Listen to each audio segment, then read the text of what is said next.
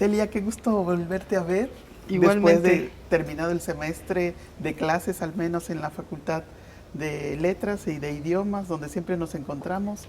¿Y qué así planes es. tienes ahora para el verano? Es un gusto también, Norma Angélica, saludarte como siempre. Y bueno, en este verano, fíjate que tenemos pensado un proyecto para la escuela para estudiantes extranjeros que impacta también a los centros de idiomas, a la UBI y a la Facultad de Idiomas, sobre formación en cuestiones de neurolingüística para implementar proyectos también insertos en la metodología de la neurodidáctica. Es muy interesante, me parece que leí una nota en el Universo Así y es, cuando la leí eh, me puse a reflexionar sobre mi instituto. Ya ves, nos llamamos Instituto de Investigaciones Lingüístico-Literarias, así es. pero hace mucho que no tenemos un lingüista. Sin Ah, embargo, la vocación a que nos conduce nuestro interés por la literatura, pues siempre nos ha colocado en ese intersticio de los estudios lingüísticos que tienen que ver con el nacimiento de la teoría literaria, el estudio de la lengua, ¿no? Como un sistema tanto no solamente de expresión literaria como aprendizaje de la lengua española, ¿no? Y entonces recordé nuestro punto de interés sobre cuestiones de traducción, pero no solamente de la traslación de una lengua a otra, sino todos los saberes que implican, y tenía esa duda, eh, cuando tú te refieres a los estudios de la didáctica en el campo de la neurolingüística, eh, ¿cómo podríamos interactuar desde la literatura, por ejemplo, para eso, ¿no? sí, yo creo ¿Cómo que nos ayudamos? sí, pues nosotros nos movemos justamente en el campo de la didáctica, ¿no? Todos en la Universidad Veracruzana. La neurodidáctica busca pues ofrecer nuevas rutas para mejorar los procesos de aprendizaje, imitando también en algunos momentos los procesos de adquisición, justamente para sacar provecho de las funciones cerebrales y entender mejor cómo funciona nuestro cerebro. Creo que tendríamos que repensar nuestro mismo quehacer docente en función de estos principios metodológicos que son claves, ¿no? No nada más pensar en la metodología en sí, sino en todo el complejo. Tú te dedicas al área de la literatura y sabemos que la literatura y las artes en general pues promueven también funciones cerebrales claves para el desarrollo integral de los cerebros, ¿no?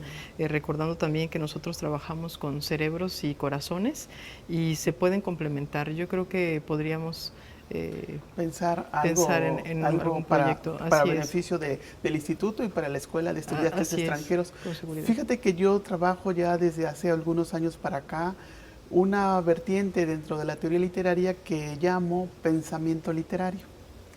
Y el pensamiento literario, pues, no solamente es aquel que se expresa con ideas claras a través de un ensayo, sino el que corre casi sinuosamente, escondido, casi sin proponérselo, en las páginas de una novela, de un cuento, de un poemario. Y lo recuerdo por esto que me acabas de decir. Uno va aprendiendo a través de la literatura cosas del mundo que no Así es, necesariamente se propuso conocer.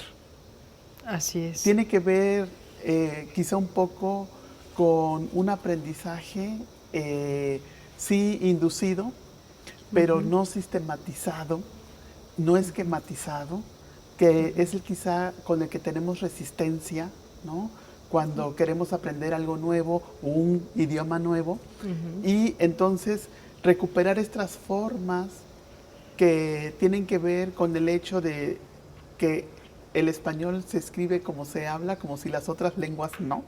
Tiene Así que ver es. quizá con esta espontaneidad que busca recuperar ustedes, ¿no? Sí, por un lado. Y por otro lado, hay algo básico en las funciones cerebrales. Ningún aprendizaje es posible si no hay motivación. Y ahí creo que las artes, la literatura y las lenguas, Motivación y placer, así ¿verdad? es, El sí, placer de así es, leer sí. y el placer de saber que además de que estás disfrutando, estás conociendo. Perdón.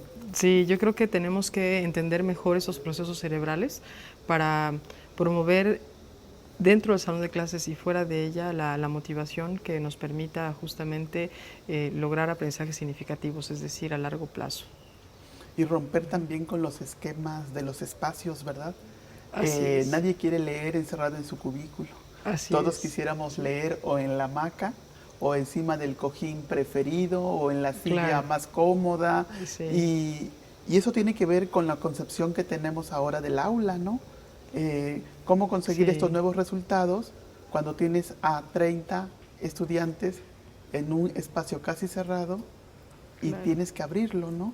así También es. se trata de crear unas nuevas fronteras y Sí, romper las que tenemos ahora. así es, Ujú. creo que estamos en la oportunidad de cambiar algunos paradigmas que se tienen sobre el uso del aula también y repensar nuestro quehacer docente en beneficio, ¿no?, de la formación profesional de nuestros Y estudiantes. estar más a tono con lo que piden ahora las nuevas generaciones, Así el es, sentimiento de libertad puesto en práctica, así es, ¿verdad? definitivamente.